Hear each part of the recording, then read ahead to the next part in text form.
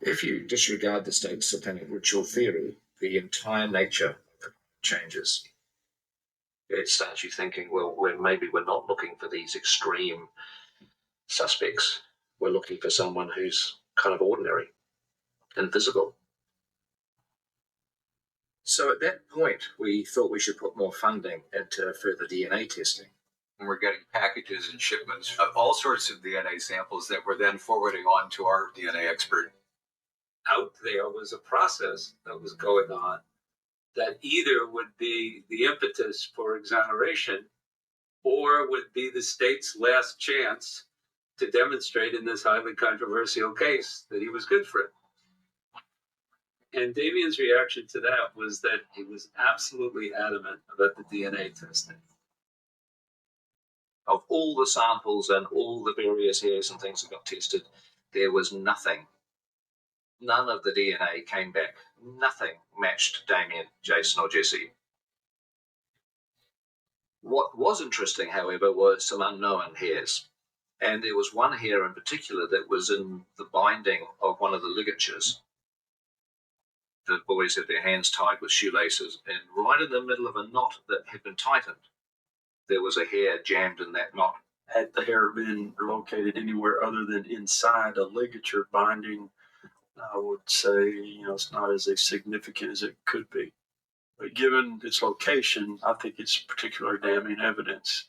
The hair that was tied into Michael Moore's ligature had to come from somebody.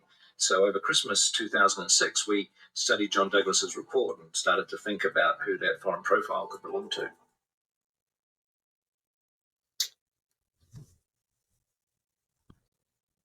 Welcome to the Scarlet Tavern. Grab a drink, take a seat, and let's begin. Tonight, we're diving into one of the most controversial and haunting true crime cases in modern history. A tale of three teenagers, a small Arkansas town, and a decades-long fight for justice. Grab your favorite drink because this one's going to take us through twists, turns, and courtrooms as we explore the case of the West Memphis Three. Was it a witch hunt, a miscarriage of justice, or something darker lurking beneath the surface? Pull up a chair, dear listeners, because tonight, the truth is as murky as the bayous of West Memphis. This is Scarlet Tavern. All right.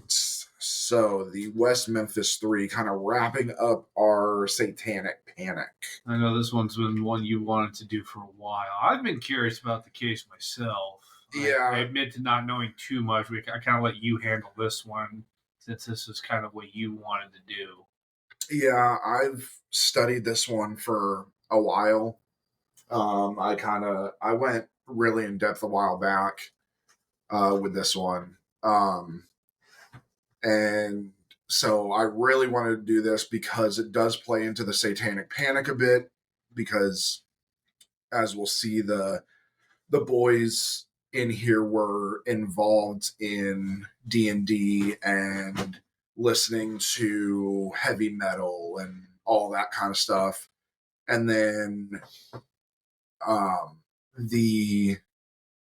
so that kind of plays into the satanic panic. This was the early 90s, right when it almost right in the heart of that, because you had different satanic panics moving throughout the country. And so you had the big one in like the heavy South, Tennessee, Florida, all of that in the 80s. And then the late 80s, it started to shift through.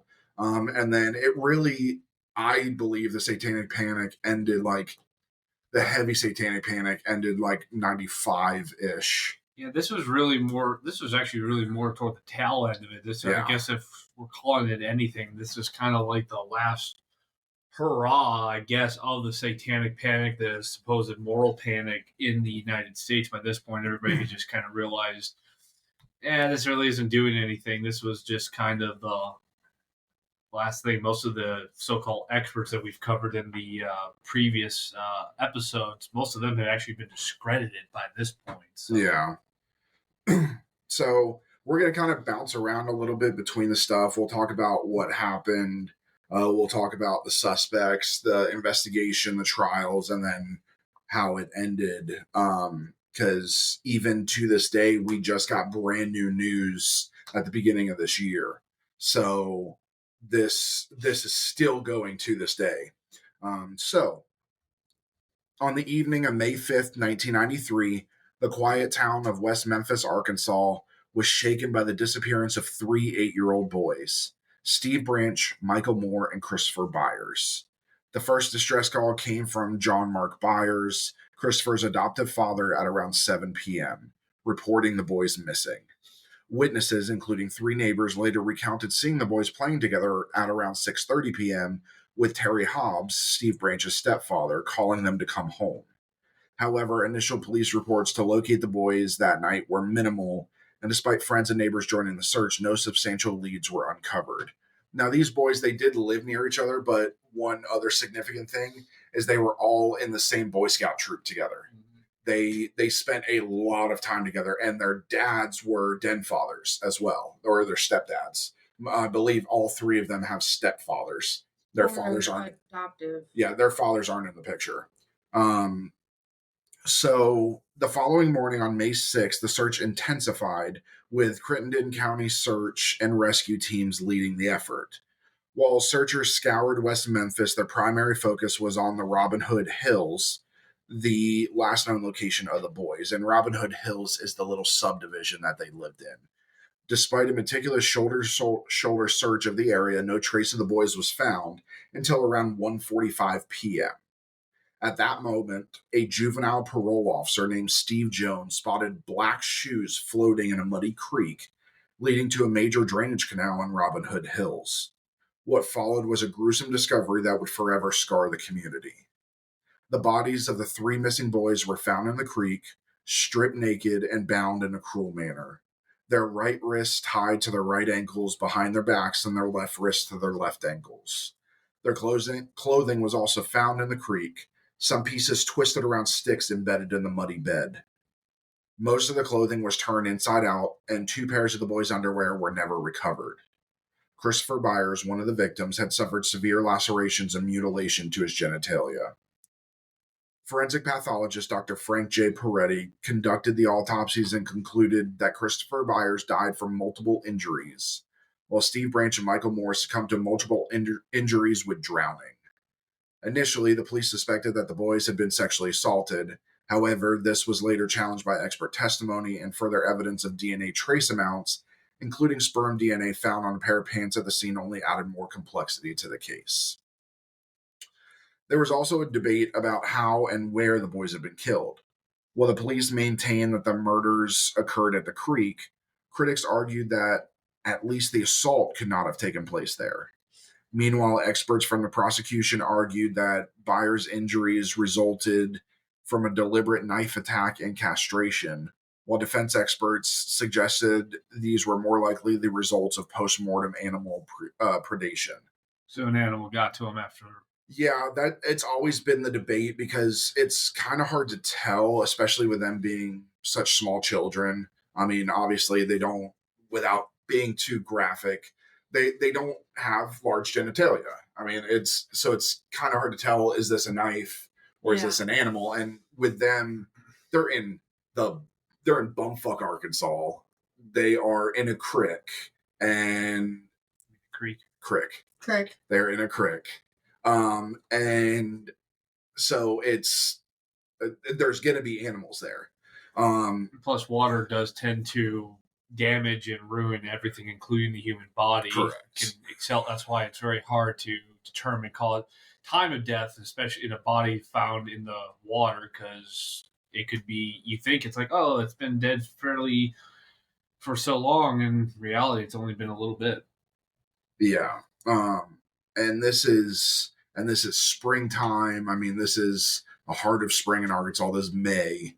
A lot of flooding, a lot of water gushing down from the mountains. Of mountains. Rain. So all that snow from the beginning of the year still melting and coming down. So interestingly, Christopher Byers was found to have drugs in his system at the time of his death. He had been prescribed Ritalin on January 1993 for attention deficit hyperactive disorder, though the autopsy report described the drug as carbamazepine. at a subtherapeutic level. His father later suggested that Christopher might not have taken his medication on the day of his disappearance. So you have this is the early 90s, so a lot of kids were being prescribed Ritalin. As Ben's raising his hand. Ritalin is a very low dose. It's very popular because it was able it give you if you actually had ADHD, it helped you, but you had to take it twice a day, once in the morning, once in the afternoon. And it kind of helped you focus. Yeah. But if you don't have ADHD, you're going fucking nuts. You're basically the human version of the Tasmanian devil. Okay, so carbamazepine is actually, it's an anticonvulsant. So it's used to treat epilepsy, neuralgia, manic, and mixed episodes in bipolar disorder. And that's what was in his system. But if it was at a subtherapeutic level, that would mean it's at a very low dose, right? Correct. But it still means that he's taking it, and there's no evidence of him being bipolar, only having ADHD. He was not prescribed this drug. That is a very strange one. So it would mean that he was given this drug somehow. So subtherapeutic could mean he was injected with it. Forced down his throat. Yeah. So, and the fact that his father suggested he might not have taken his medication on the day of his disappearance, or maybe he could have taken it on his own, seeing a pill that he's at his friend's house and sees a pill that looks like his. Oh, I forgot to take my Ritalin. Let me take this. Yeah. It's very possible. I mean, you almost have to look at the medical history of everyone's family involved and see if anybody's taking it. Yeah, they're 8-year-olds. You never know. I mean, like, my baby brother, he got, I think it was Ritalin. It might have been something else. If you did not give it to him, he would not take it. You would physically have to put it in your hand, have him put it in his mouth, and then you'd have to show him that he swallowed it. Yeah. So these initial discoveries set the stage for what would become one of the most controversial and debated murder cases in recent U.S. history, a case that would become to be known as the mystery of the West Memphis Three. Now, let's talk a little bit about the victims. You have Steve Edward Branch, Christopher Byers, and Michael Moore. They were more than just classmates. They were best friends and inseparable companions. All three were second graders at Weaver Elementary School in West Memphis, Arkansas, where they'd each earned the rank of Wolf in their local Cub Scout pack. These young boys shared a close bond, one that would be tragically cut short. Steve Edward Branch, just 8 years old, was known for his bright blonde hair, blue jeans, and white t-shirt. An honor student, Steve was described as a kind-hearted child who loved riding his black and red bicycle around the neighborhood.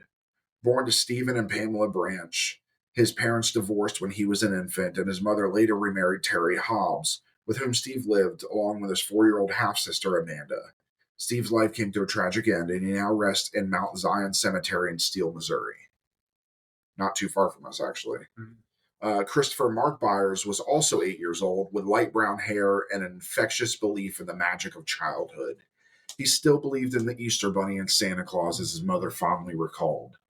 After his parents, Melissa DeFeer and Ricky Murray, divorced when he was 4, his mother remarried John Mark Byers, who later adopted Christopher. On the day he disappeared, Christopher was last seen wearing blue jeans, dark shoes, and a white long-sleeve shirt. He lived with his adoptive father, his mother, and his 13-year-old stepbrother, Sean Ryan Clark. Christopher's memory lives on at Forest Hill Cemetery East in Memphis, Tennessee.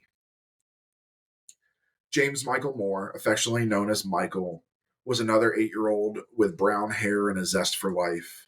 He loved wearing his Boy Scouts uniform, even outside of meetings, and was often considered the leader among his 3 friends. Michael was last seen in his blue Boy Scouts of America shirt, blue pants, and an orange and blue Boy Scout hat, riding his light green bicycle. He lived with his parents, Todd and Dana Moore, and his older sister, Dawn.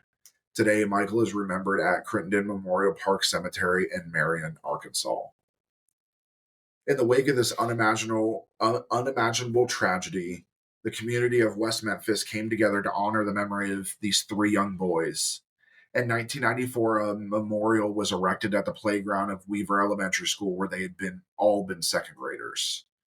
For many, the spot serves as a poignant reminder of the innocence lost and the enduring impact on a town forever changed. In May 2013, on the 20th anniversary of the murders, Weaver Elementary's principal, Sheila Grissom, led a fundraiser effort to refurbish the memorial, ensuring that the legacy of Steve, Christopher, and Michael would continue to be remembered.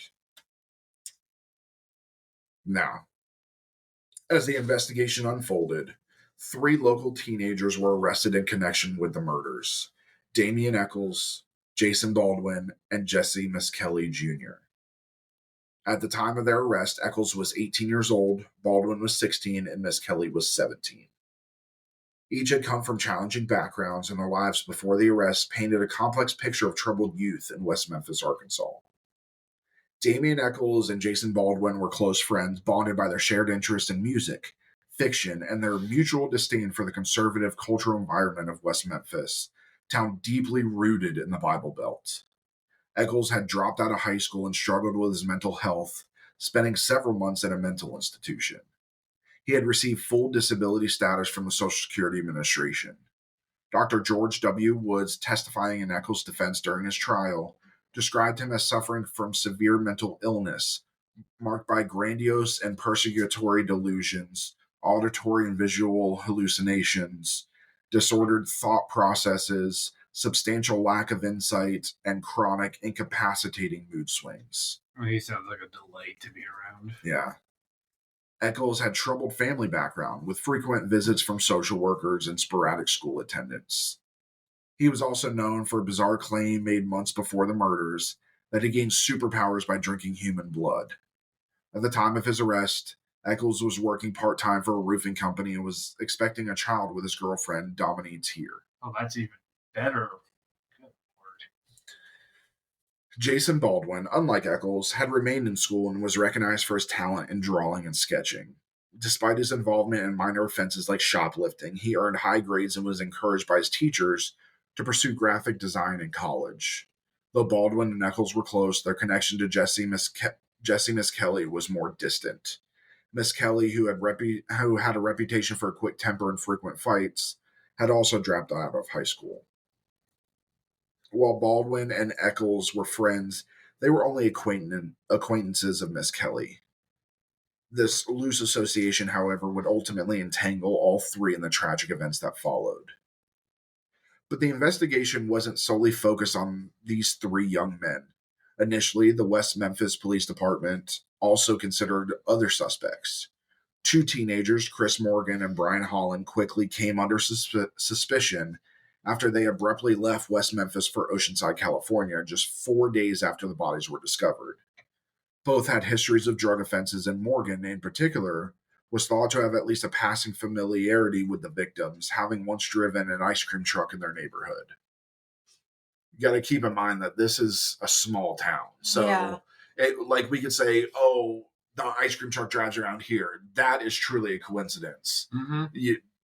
The ice cream truck that comes around here doesn't remember everybody. No. This is a very small town. This is my size of town where it's literally everybody knows everybody, and nobody can keep their nose out of each other's business. For the most part. Got it. On May 17th, 1993, Morgan and Holland were arrested in Oceanside and subjected to polygraph tests by California police. The results indicated deception when they denied any involvement in the murders. During questioning, Morgan claimed the history of heavy drug and alcohol use, including blackouts and memory lapses. At one point, he even suggested that he might have killed the boys, though he quickly recanted. Despite the potentially incriminating statements, blood and urine samples sent to the WMPD from California police did not lead to further investigations, and Morgan's recanted statement was eventually barred from being used as evidence in the trials. Which, either way, half of that can't be used because it's a polygraph. Polygraphs aren't admissible in court. I thought that was recently that they did that with the last. It's been around for a while. Oh no, they've always this is why I've never been a fan of polygraphs, because especially back then they were so easy. You could twitch and it could show deception. If you've got They're so much harder to fool now. Now, the technology is caught up to be much more sensitive to it. But back then, I mean, you're interrogating two people, the death of children, and one of them is already an admitted alcoholic and drug user. I guarantee you, he was not the pinnacle of calm and collected during this. So he probably was. I mean, it's still debatable if he was a suspect, but the fact that he showed deception is not surprising. Well, and I can say this now because the way polygraphs work or have changed now, but the old polygraphs, even up till 2010, 2011, in order to, I could trick a polygraph if I inflicted pain on myself, like stuck myself with a needle or something during your base questioning. And that's just basic questioning. Is your name so-and-so? Are you this age? Are you from here? And that's just set a baseline of what your heart rate is. Well, the big thing about polygraph is it measures heart rate. Mm-hmm. So if you increase your heart rate during those base questions, when you go back to normal questions and you lie and your heart rate increases, it doesn't go above that baseline. And that's how you trick a polygraph. So despite the 1988 legal ban on private employers using polygraph tests and the 1998 court decision ruling that their results are inadmissible as evidence in federal courts, there are huge loopholes in place. Oh, yeah. So federally, it didn't come into a decision until 1988. Yeah, but that's federal.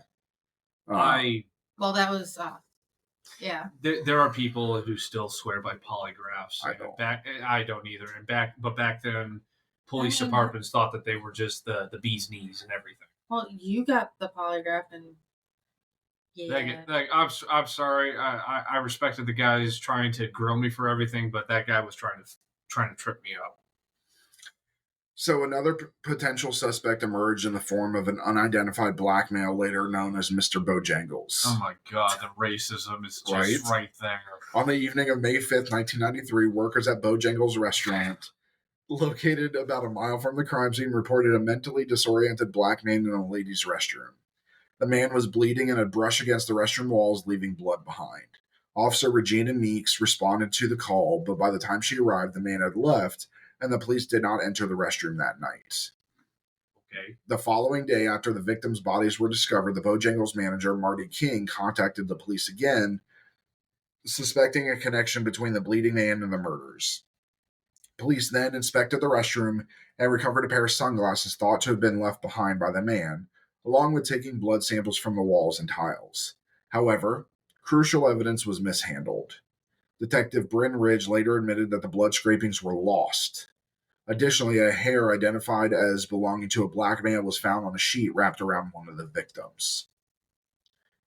The case of the West Memphis Three was filled with uncertainties, loose ends, and suspects who were either overlooked or dismissed, contributing to the controversy and debate that continues to surround this haunting mystery. I mean, it's a decent theory, but time and again, investigations that focus on the lone nut theory usually almost never pans out. I mean, what was it? There was a case up in Massachusetts. It was one of the Kennedy boys killed a young girl on the Kennedy property, I believe. I forget the name of the case. It was a big one. For years, the police thought it was just some random hitchhiker just happened to have a weapon and just beat this poor girl to death on the private golf course. But it turned out it was one of the Kennedy children who did it. But they steadfastly, no, it's a nut, because no rational person could do this. But what they never took into consideration was that usually of such a violent crime is usually a personal crime. Yep. And just even with the sanitized version we've told you about these murders, this was a particularly brutal murder. So this is not, it's still within, I think it's still within the possibility a lone nut could have done it, but something like this if the more vicious, the more personal. Depending, I mean, because you also have serial killers too. That is true. That is true. And that we'll talk about that at the end. That some people believe that it was actually a serial killer that would happen to be going through. So the investigation into the murders of Steve Branch, Michael Moore, and Christopher Byers was fraught with controversy from the start, with many questioning the methods and focus of the West Memphis Police Department. From the beginning, Officer James Sudbury and Steve Jones felt the crime had quote-unquote cult overtones. Oh, really? And suspicion quickly fell on Damien Eccles due to his interest in occultism. Detective Jones believed that Eccles was capable of murdering children, and the police brought him in for questioning just 2 days after the body was discovered. Oh, boy. On May 7th, 1993, Eccles underwent a polygraph examination where he denied any involvement in the murders. However, the polygraph examiner claimed that Eccles' results indicated deception. Then on May 9th, during a formal interview with Detective Bryn Ridge, Eccles mentioned that one of the victims had wounds to the genitals, a detail law enforcement considered incriminating since it had not been publicly disclosed. Despite this, police maintain that Eccles was not yet a direct suspect, but a valuable source of information. Here's the thing. No, that was not directly opened, but it's a small town. Word travels. Possibly. Not possibly. Well, no. It does. I'm sure it does, but I mean, this guy didn't do it. I mean, we already know that. Yeah. We A already small know that town. there's a reason he's not in jail anymore. This is how a small town works. Joe Schmo. Hey guys, did you know Joe Schmo smokes? You didn't know that, did you? And then it just reaches everyone in the town. So if this guy is trying to hide the fact that he did something, he was doing something, everybody in the town knows he does it. So, as the investigation stalled, police increasingly focused on Eccles, interrogating him more frequently than any other individual involved. On June 3rd, they turned their attention to Jesse Miskelly, a teenager with a reported IQ of 72, which placed him in the range of borderline intellectual functioning. This is like Forrest Gump levels. Yes, very much so. And despite being a minor, he was interrogated alone without a lawyer or his parents present. No. Although his father allowed him to accompany the police, he had not explicitly consented to an interrogation. Those are forms you're supposed to fill out to, like, I give consent to you. Back then, no. Now, yes. Over a grueling 12-hour period, only 46 minutes of Miss Kelly's questionings were recorded. Eventually, he confessed, but he quickly recanted, claiming he had been intimidated, coerced, exhausted, and threatened by police. He later stated he was scared of the police during his confession. I can believe that. I can too. Mm-hmm. They're trying to close this case, and they're going to pin it on whoever they can, and they're going to pin it on the stupid kid. Miss Kelly was informed of his Miranda rights, but he claimed he did not fully understand them. Okay, so that right there. I'm going to set some things straight. In most states, there's a few states, I know Ohio is a little bit different, but in most states, you do not have to be read your Miranda rights until you're questioned. A lot of people, oh, you're handcuffing me, you have to read me my Miranda. No, it's not till you're questioned. Now, there are some states like Ohio where as soon as you arrest, you have to read them. But most states, you don't have to read. Now, for those that are out of the country that don't know what Miranda rights are simply the rights that you have as a suspect. So you have the right to remain silent. Anything you say can and will be used against you in a court of law. You have the right to an attorney. If you cannot afford one will be provided at no cost to you. If you do wish to speak to me, you may stop the questioning at any time and ask for a lawyer, and questioning will be stopped immediately. And then it's, do you understand these rights as they have been read to you? If the suspect says no, you have to then follow up and say, what about the Miranda rights do you not understand? And then they will tell you, and then you are required to tell them. And Miranda came out in the 1960s, so it's not like these cops would not know. Like, Yes. well, I don't know about that. No, you knew. Yeah.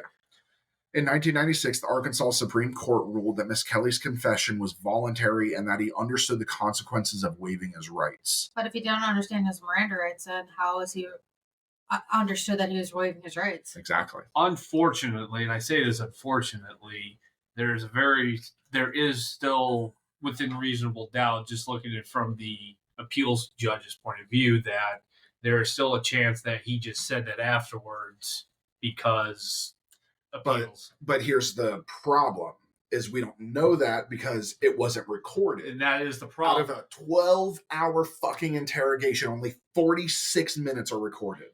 That is a big problem. Oh, that and is. That's when the judge should have been like, "Well, you guys screwed up."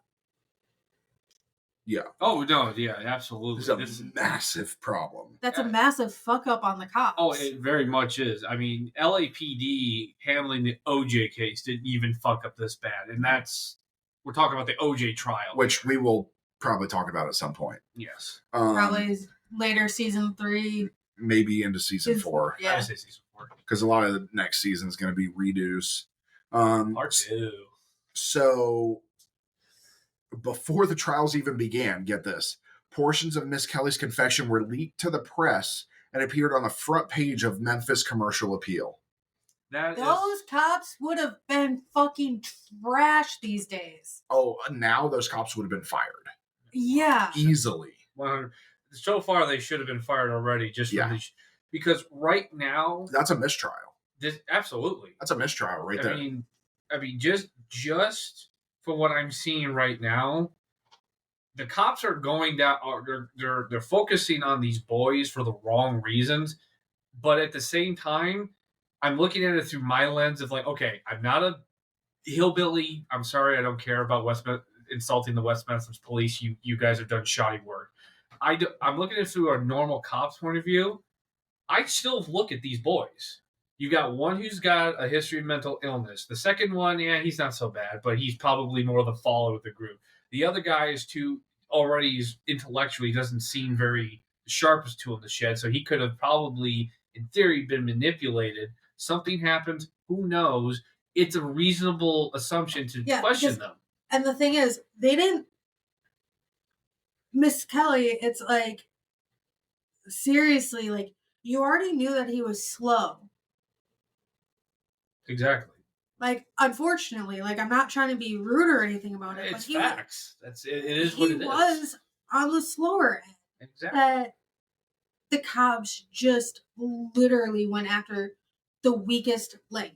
And even even on the thing though, that's normal investigating. You go after the person you think can confess to you, but you still do it by the book. You record everything. You make sure that they understand what you're doing. Because right now, like I said, it's still at this point for me, it's very reasonable to think they did that. But already you shot the case. It's like, well, shit, you could have caught them covered in these poor boys' blood, and you couldn't have done anything with it. Yeah, it should have been a mistrial. So following Miss Kelly's initial confession, police arrested Eccles and his close friend Jason Baldwin. Despite his lawyer's repeated advice to remain silent, Miss Kelly provided a second statement to the police 8 months later, in February 1994, detailing how the boys were allegedly abused and murdered. Miss Kelly's lawyer, Dan Stidham, who was present during the statement, would later criticize the police investigation, highlighting what he believed were significant errors and misconceptions. And we'll actually talk about Dan Stidham later, because he still is involved in this case, trying to prove innocence and prove the cops were wrong.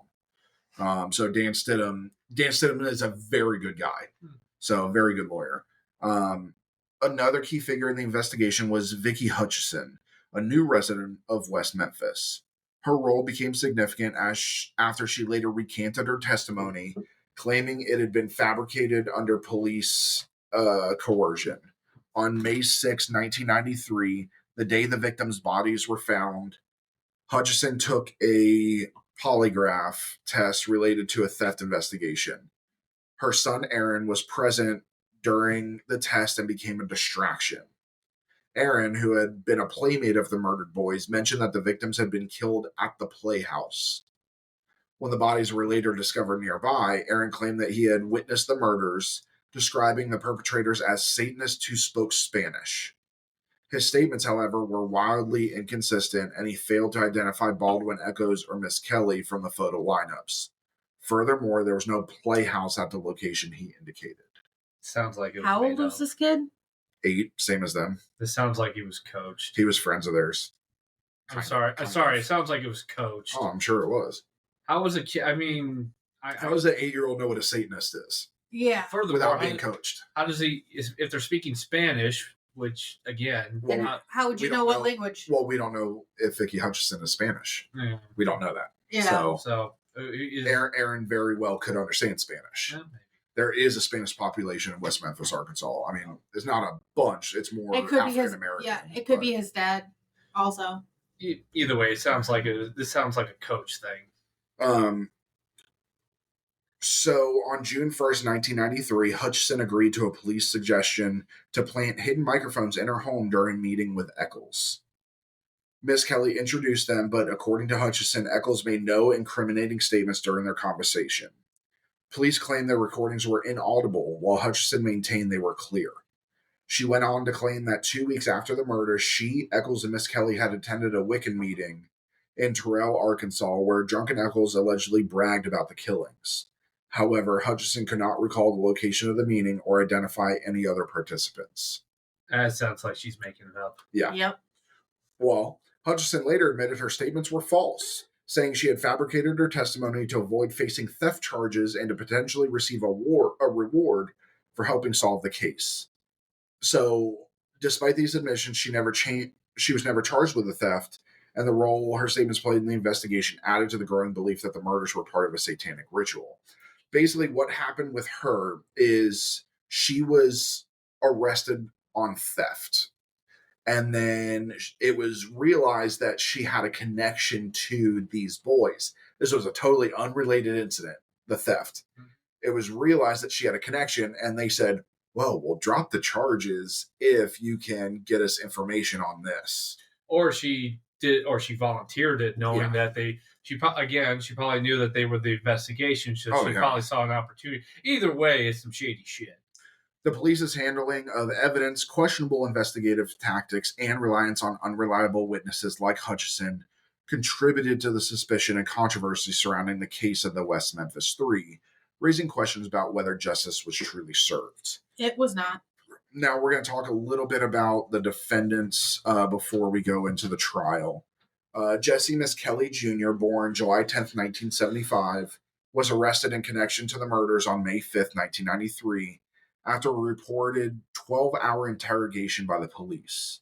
Miss Kelly, who has an IQ of 72, confessed to the murders and implicated his friends Jason Baldwin and Damian Echols. However, his confession contained numerous inconsistencies with the known facts of the case, such as the time of the murders. Due to the Bruton rule, Miss Kelly's confession could not be used against his co-defendants, resulting in being tried separately. He was ultimately convicted by a jury of 1 count of first-degree murder and 2 counts of second-degree murder, and was sentenced to life in prison plus 40 years. Although his conviction was appealed, it was upheld by the Arkansas Supreme Court. On August 19th, 2011, after nearly 18 years in prison, Miss Kelly, along with Baldwin and Echols, entered an Alford plea. This plea allowed them to maintain their innocence while acknowledging that the prosecution had enough evidence to convict them. The judge sentenced them to 18 years and 78 days, the amount of time they had already served, and imposed a suspended sentence of 10 years. All 3 men were released from prison that day. Since his release, Miss Kelly has reconnected with his high school girlfriend and were enrolled in a community college to train as an auto mechanic. We'll get a little more into what they're doing now later. Charles Jason Baldwin, born April 11th, 1977, also entered an Alford plea on August 19th, 2011, along with Miss Kelly and Echols. Baldwin pleaded guilty to 3 counts of first-degree murder while continuing to assert his actual innocence. The judge sentenced them to time served and an additional suspended sentence of 10 years. He was initially resistant to accepting the deal, insisting that he would not plead guilty to a crime he did not commit. However, he eventually agreed to plea to help secure Eccles' release from death row, stating, "This was not justice, but they're trying to kill Damien." Since his release, Baldwin has moved to Seattle, where he lives with friends. He is in a relationship with a woman who befriended him while he was in prison and has expressed plans to pursue a college degree to become a lawyer to help exonerate wrongfully convicted individuals. In a 2011 interview with Piers Morgan, Baldwin mentioned that he was working for a construction company and learning to drive. Unfortunately, unless he can get his record cleared, he may not be able to become a lawyer. It depends. Alfred convictions are a little Weird. Damien Wayne Eccles, born Michael Wayne Hutchison, December 11, 1974, spent nearly 2 decades on death row, locked down 23 hours a day at the Varner Unit Supermax. He entered the prison system on March 19, 1994, under ADC number 000931. In 1999, while in prison, he married Lori Davis, a landscape architect who had become his staunch advocate. On August 19, 2011, Eccles was released from prison after he, Baldwin, and Miss Kelly accepted the Alford plea, which allowed them to maintain their innocence while conceding that the state had enough evidence to convict them. And then after his release, he moved to New York City. So Eccles' mental stability during the years leading up to the murders and throughout his trial was a significant focus for his appellate legal team. They argued that Eccles, who was 27 at the time of his appeal, was incompetent to stand trial due to a long history of mental illness. The appellate records detailed numerous incidents, including a May 5th, 1992 referral by the Arkansas Department of Youth Services for possible mental illness, a year to the day before the murders. Hospital records from 11 months before the killings revealed a history of self-mutilation and bizarre behavior, such as claims that he gained power by drinking blood and that he was inhabited by the spirit of a woman who had murdered her husband. Eccles also reported experiencing hallucinations and a psychotic euphoria during his trial, believing he would transform into a superior entity. His lawyers argued that Eccles had not been mentally competent to waive his rights before his 1994 trial and retained Dr. George Woods, a forensic psychiatrist, to support their case. The defense also presented evidence that his condition worsened during the trial, leading him to perceive court proceedings through a lens of psychosis. Well, that makes sense. Stress usually exacerbates mental issues. Yeah. And a court trial going on trial for killing 3 kids. Yeah. Or not killing, but supposedly killing 3 kids. Yeah. And like I said, we're definitely jumping around a bit here just from what we saw. So, while in prison, Eccles wrote letters to Gloria Shettles, an investigator for his defense team, seeking to overturn his conviction based on trial errors, including juror misconduct and a new DNA evidence. A DNA status report filed on July 17, 2007 concluded that none of the genetic material recovered at the crime scene was attributable to Eccles, Baldwin, or Miss Kelly. Much of the genetic material matched the victims, but some could not be attributed to either the victims or the defendants. In October 2007, additional scientific evidence and witness testimony further cast doubt on the original convictions. Eccles' petition for a writ of habeas corpus was heard in the federal district court for the Eastern District of Arkansas. And I'm going to skip that part about the release and we'll go into the trials. So, their trials became a media spectacle, with each trial adding layers of controversy and doubt to an already convoluted case. Under the Bruton rule, Miss Kelly's confession could not be used against his co-defendants, so he was tried separately from Eccles and Baldwin, and all 3 young men pleaded not guilty. Now, the Bruton rule began in 1968. It was a Supreme Court ruling in which the court held that a defendant was deprived of his rights under the Confrontation Clause if a confession by his co-defendant was introduced in their joint trial, regardless of whether the jury received the instructions. So basically,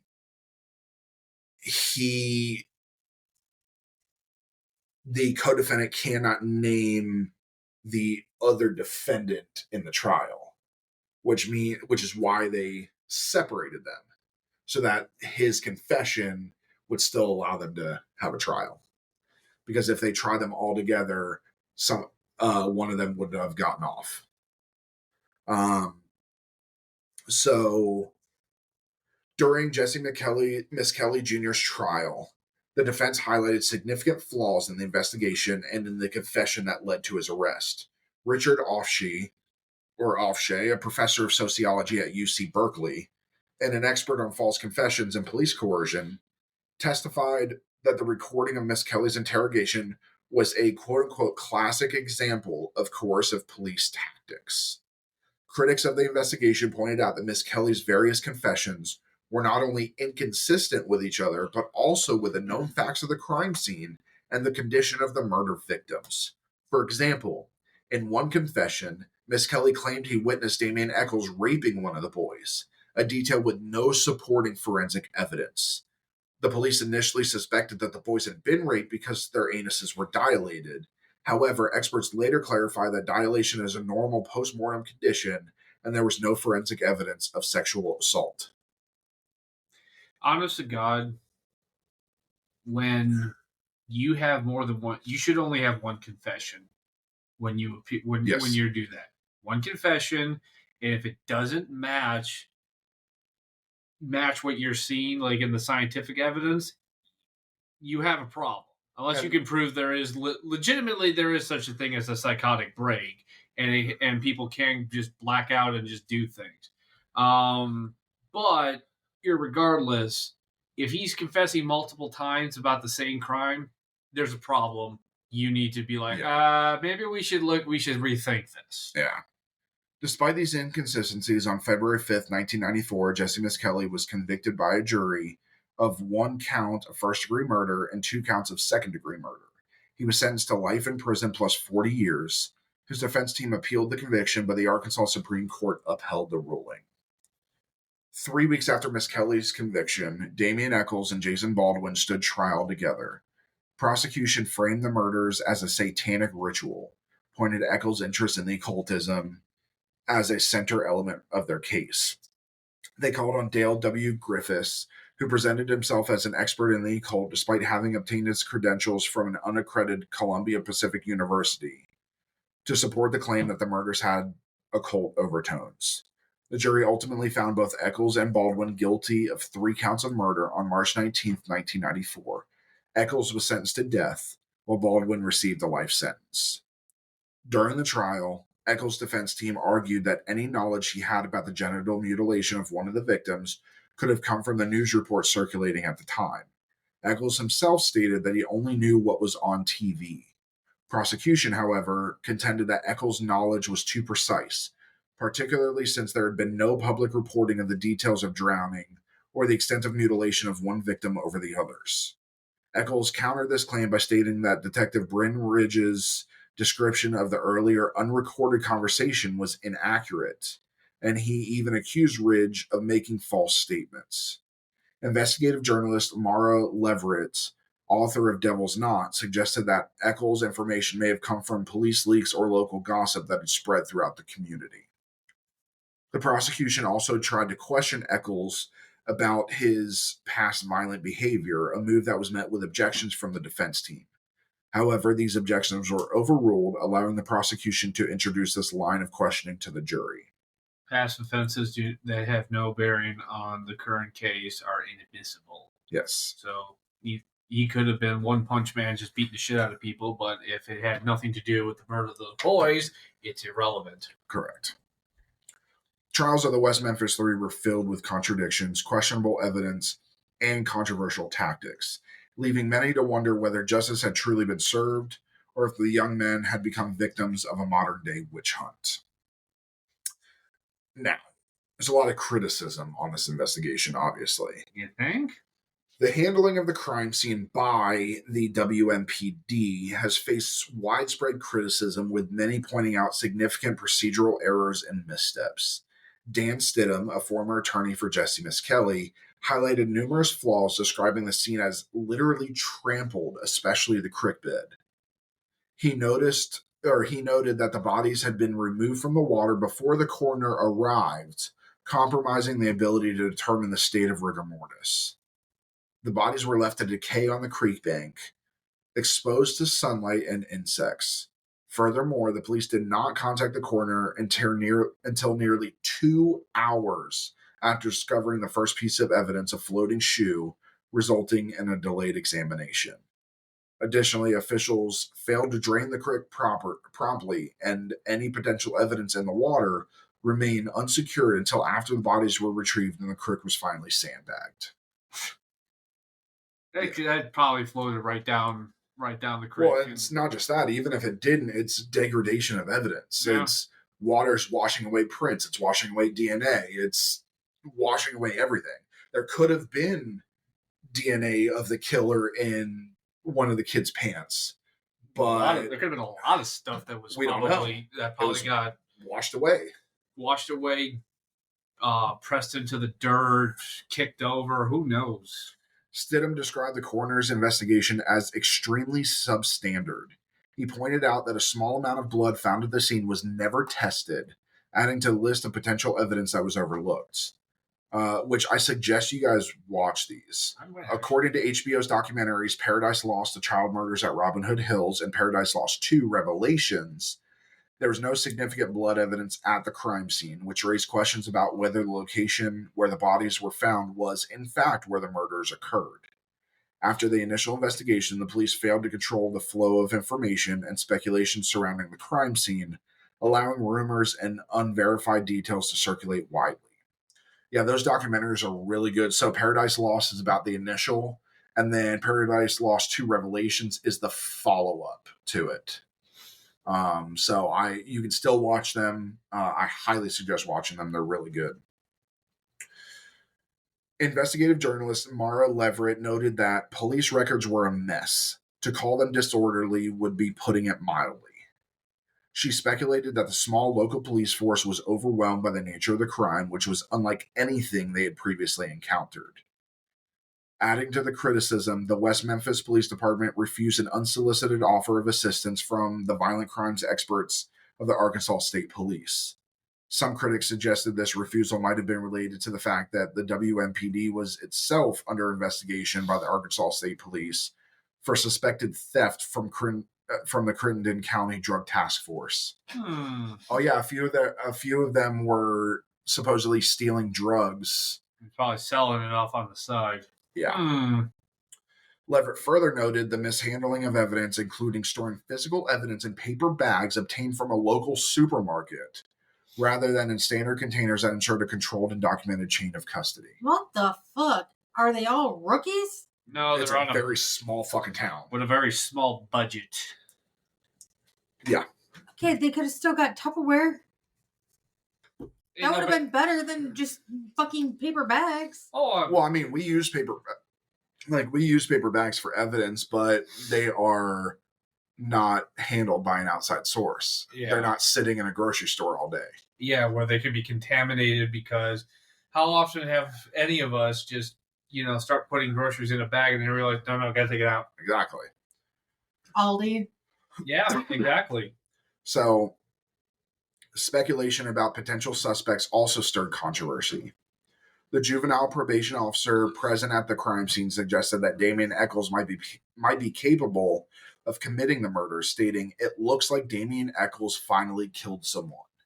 Jesus. Such comments, based on personal bias rather than evidence, contributed to the focus on Eccles as a primary suspect. If you wanted to get rid of the kid, you could have just busted him for probation or anything. I mean, the local law enforcement has proven that they're not above just doing what they want. So what's a false probation violation? Yeah. To them. I mean, you are stealing drugs. Why not just plant the drugs on the poor kid? There you go. Probation violation. Yeah. Not frame him for fucking murder. In the documentary Paradise Lost 2, forensic scientist and criminal profiler Brent Turvey suggested that human bite marks might have been left on at least one of the victims. However, these possible bite marks were not identified until years later when examined in photographs, well after the initial trials.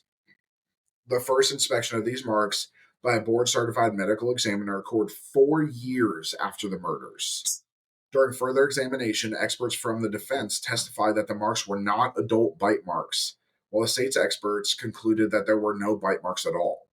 Moreover, when the bodies were examined by the state's experts, they found that if there were bite marks, they did not match the teeth of any of the 3 convicted individuals. We know that bite marks will get a conviction. We've seen that in serial killer cases. Yep. But isn't it more like, yeah, bite marks will get you the conviction, but it's more that they cast a mold of the suspect's teeth and match. And usually, and the reason I said that though, bite marks is how Ted Bundy got caught. Yeah. He would not have gotten caught if he did not bite this fucking girl. Yeah. And plus the fact is that's why this kind of evidence is tested right away, because the mark impressions can fade. They go away. They can, depending on how deep, and that's assuming they can last longer, but that's assuming someone took like a little, like just a good chunk out of them. This is probably not the case. Let's just pile onto the West Memphis Police Department. They deserve it wholeheartedly. The criticism surrounding the investigation, the mishandling of evidence, the questionable conduct of the police, and the unverified assumptions contributed to the growing public doubt about the integrity of the case against the West Memphis Three. Now, in May 1994, the 3 defendants, Jesse Misskelley Jr., Damian Eccles, and Jason Baldwin, appealed their convictions. However, they were all upheld on direct appeal. By June 1996, Misskelley's lawyer Dan Stidham was preparing to appeal to the U.S. Supreme Court. He said, well, if we can't get it through Arkansas, we're going to go through the fucking Supreme Court. Yeah. In 2007, Damian Eccles filed a petition for a retrial citing a statute that allowed for post-conviction DNA testing due to advances in technology since 1994. Eccles argued that these new tests could exonerate the wrongfully convicted. However, Judge David Burnett, who had presided over the original trial, denied the introduction of this new evidence. Of course he did. The Arkansas Supreme Court later overturned Judge Burnett's ruling on November 4th, 2010, granting a new hearing for all 3 defendants. Good. Now, John Mark Byers, the adoptive father of Christopher Byers, inadvertently became a focal point in the investigation after he gave a knife to a cameraman, Doug Cooper, who was working with filmmakers Joe Berlinger and Bruce Sinofsky on the first Paradise Lost documentary. The knife, a folding hunting knife made by Kershaw, was handed over on December 19, 1993.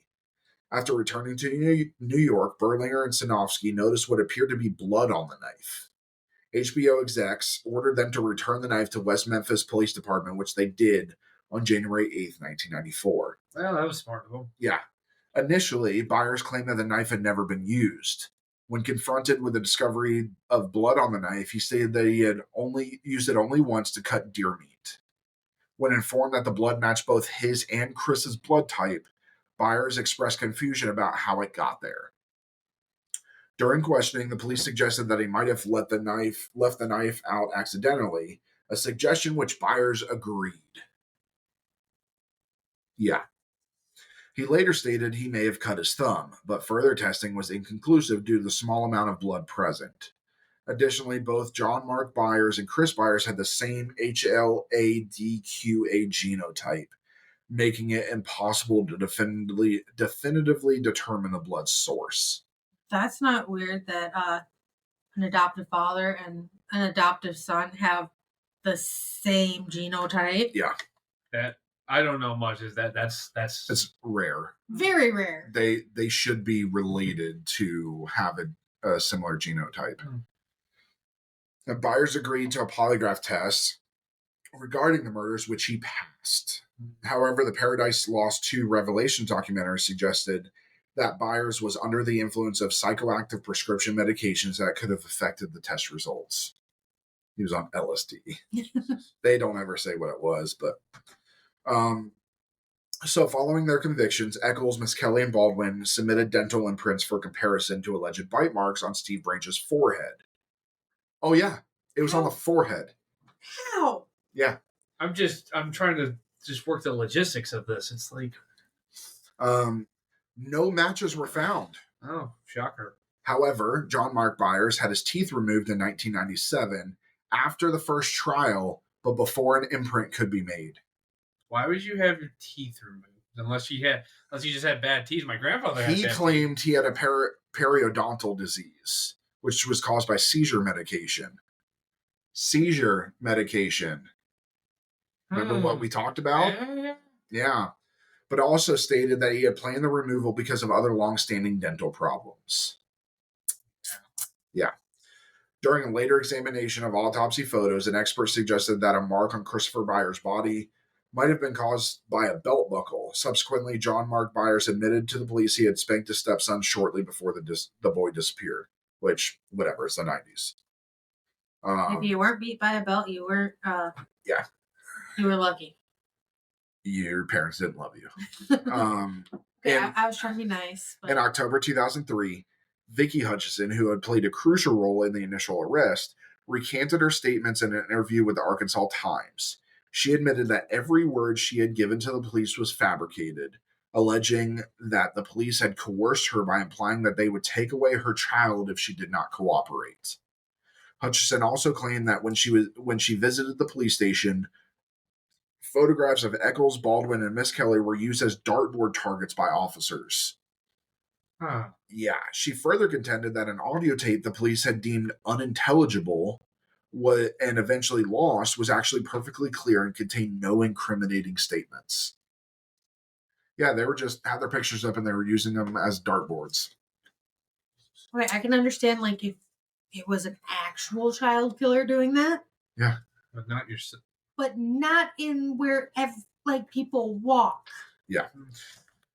In 2007, DNA collected from the crime scene was tested, and none of it matched the DNA of Eccles, Baldwin, or Miss Kelly. However, a hair not inconsistent with that of Stevie Branch's stepfather, Terry Hobbs, was found tied into the knots used to bind one of the victims, and that's the hair that we heard about in the clip we played at the beginning. Prosecutors acknowledged that no DNA evidence linked the accused to the crime scene, but maintained their stance that the convictions were valid. So we don't have any evidence, but we got it right. Uh-huh. Further suspicion was raised when Terry Hobbs' former wife, Pamela Hobbs, provided a declaration on May 5th, 2009, stating that a hair matching that of Terry's friend David Jacoby was also found at the scene.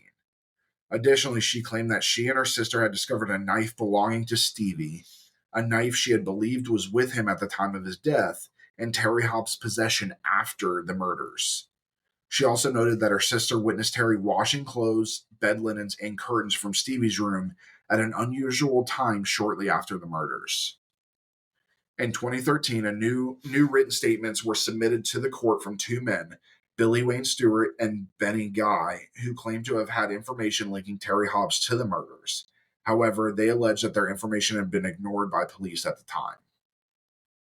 Oh, because I wanted to have it pinning on the three troubled kids. Mm-hmm. I think at this point, those cops were just they basically had made their bed in the sense of these are the killers. Come hell or high water, we're sticking to it. We're sticking to it because again, back to the small town thing. How are they going to look when they completely miss the mark? Yeah. And three kids, yeah, maybe not the most popular kids in the town. You just railroaded them. Now, the families of the three victims remain divided over the guilt or innocence of the West Memphis Three. In 2000, Rick Murray, the biological father of Christopher Byers, expressed doubts about the guilty verdicts on a website dedicated to the case. By 2007, Pamela Hobbs, the mother of Stevie Branch, who had also joined those questioning the verdicts, calling for the case to be reopened and for further investigation of the evidence. Later that same year, John Mark Byers, who had once been a vocal proponent of the three men's guilt, reversed his stance, publicly stating he believed they were innocent. I had made the comment, if it were ever proven the three were innocent, I'd be the first to lead the charge for their freedom, Byers declared, adding that he would take every opportunity that I have to voice that the West Memphis Three are innocent, and the evidence and proof prove they're innocent. Since then, Byers has spoken on behalf of the convicted men and advocated for justice for both the victims' families and the accused. Okay, so if they revert everybody, all the victims' families are saying, hey, yo, these guys are innocent, that should be telling you something. Well, and that's what starts this new part. In a separate legal development in 2010, Judge Brian S. Miller ordered Terry Hobbs, the stepfather of Stevie Branch, to pay $17,950 or $590 in legal cost to Natalie Maines, lead singer of the Chicks, like the Dixie Chicks. Hobbs had filed a defamation lawsuit against the band over comments and writings by Maines implying his involvement in the murders. The judge dismissed the case, stating that Hobbs had willingly involved himself in the public debate surrounding the case. So this was a big thing. The Dixie Chicks had written a song about the West Memphis Three. Oh, really? Which song? It's gone now. You can't find it. I don't even remember what it was. But they were forced to take it down. Johnny Douglas, a former FBI agent and prominent criminal profiler, provided another critical perspective. He suggested that the murders were more indicative of a single perpetrator intent on degrading and punishing the victims rather than a trio of unsophisticated teenagers. Douglas, who is very well versed, served as the FBI unit chief of the Investigative Support Unit of the National Center for the Analysis of Violent Crime for 25 years. Yeah, he knows what the fuck he's talking about. Yeah. He stated that the evidence did not support the theory of satanic rituals and that post-mortem animal predation could explain the alleged knife injuries. He believed the victims died from a combination of blunt force trauma and drowning in a crime driven by personal motives. As I said, usually the more violent the more violent the act of the crime, the more personal. Typically, yeah. The case of the West Memphis Three has inspired numerous documentaries, publications, and cultural projects. Joe Berlinger and Bruce Sinofsky's Paradise Lost trilogy, Paradise Lost: The Child Murders at Robin Hood Hills, Paradise Lost 2: Revelations, and Paradise Lost 3: Purgatory strongly criticized the guilty verdicts. The films brought widespread attention to the case, marking the first time Metallica allowed their music to be used in a movie. Because Eccles was a big Metallica fan. And Metallica never believed that the kid was guilty. So they allowed them to use it in this movie. That's awesome. Yeah. Metallica were a huge part of this. Several books have also delved into the case, arguing for innocence of the three men. These include Devil's Knot by Mara Leverett, Blood of Innocence by Guy Reel, and The Last Pentacle of the Sun, Writings in Support of the West Memphis Three, edited by Brett Alexander Savory and M.W. Anderson. In 2005, Damien Eccles published his memoir, Almost Home, Volume 1, providing his perspective on the case, while Greg Day's biography of John Mark Byers, Untying the Knot, John Mark Byers and the West Memphis Three, was released in May 2012. The case has also inspired numerous songs and albums. In 2000, the album Free the West Memphis Three was released by Koch Records, featuring original songs about the case by artists like Steve Earle, Tom Waits, L7, and Joe Strummer. In 2002, Henry Rollins collaborated with other musicians to produce Rise Above, 24 Black Flag songs to benefit the West Memphis Three, with all proceeds going to the defendants' legal funds.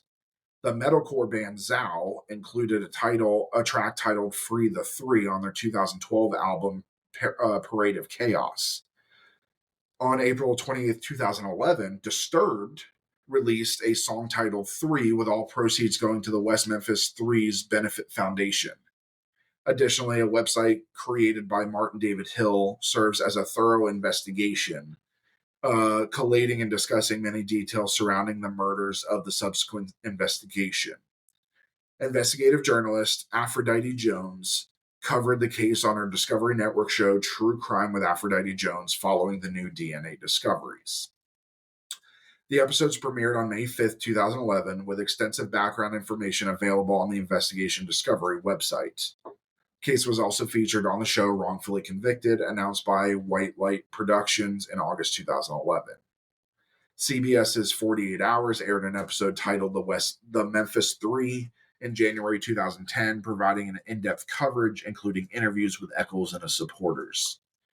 The episode was re-aired on September 17, 2011, after the men's release, featuring updated interviews with Eccles, Baldwin, and Eccles' wife. Piers Morgan Tonight also aired an episode on September 29, 2011, discussing the three men's plans for the future and an ongoing investigation into the case. The 2012 documentary West of Memphis, directed and written by Amy J. Berg and produced by Peter Jackson and Damien Eccles himself, premiered at the Sundance Film Festival and garnered significant attention, with actor Johnny Depp, a longtime supporter of the West Memphis Three, showing his support of the Toronto International Film Festival. The case was also dramatized in the 2014 feature film Devil's Knot, directed by Adam Ogoyan and starring Reese Witherspoon and Colin Firth, bringing the story of the West Memphis Three to a broader audience and continuing to raise questions about the justice served or denied in this tragic case. So there's a lot of media about these. Yeah. There's tons. Well, actually, we can watch The Devil's Knot. It's great. I would like to see some It's a of good these documentaries. dramatized version of this. I mean, honestly, the sad thing is, I think this is my personal opinion. I think the West Memphis cops were pretty early on realized they were not going to find who did this. I think even barring all the contaminated crime scenes and everything, I think they realized we have nothing to go on.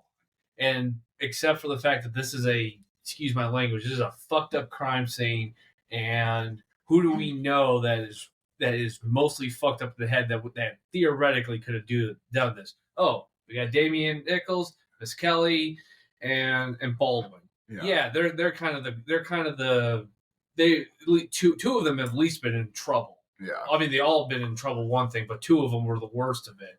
And they settled on it and they went to there. Because as we've seen, there are other possible things, but possible motives. I believe you said that one of the theory that's recently been going on, and this is due to the recent news of the motion for post-conviction DNA testing, serial killer may have been involved. Yeah, and we'll talk about that at the end. And I mean, it really stinks of they just needed somebody to convict, because I think these detectives realize we're going to have to go to the parents of these children and tell them we have nothing. Some cases are just cold from the beginning. And I mean, and they have a very slim chance of you catching a lead, and those critical, even first couple hours of discovery are vital to getting that crucial evidence, and they blew it. Yeah. They blew it 100%, and they just tried to scramble because nobody was going to go to the press and say, yeah, we got nothing. On top of that, they're already under a cloud for possibly stealing drugs and police corruption. They can't, coupled with, we can't even find the murder of 3 small innocent children in our very small community. Yeah. So after his release, Damien Eccles relocated to Salem, Massachusetts with his wife, Lori Davis, and has stated he has no intention of returning to Arkansas. I wouldn't. In a 2013 interview with Piers Morgan, he expressed his desire to pursue a career in writing and the visual arts. Eccles had already begun to share his story while in prison, self-publishing his memoir, Almost Home, My Life Story, Volume 1, in 2005. After his release, he continued to work on various media projects, including music, art, and written works. He co-wrote the lyrics to Army Reserve, a song featured on Pearl Jam's self-titled 2006 album.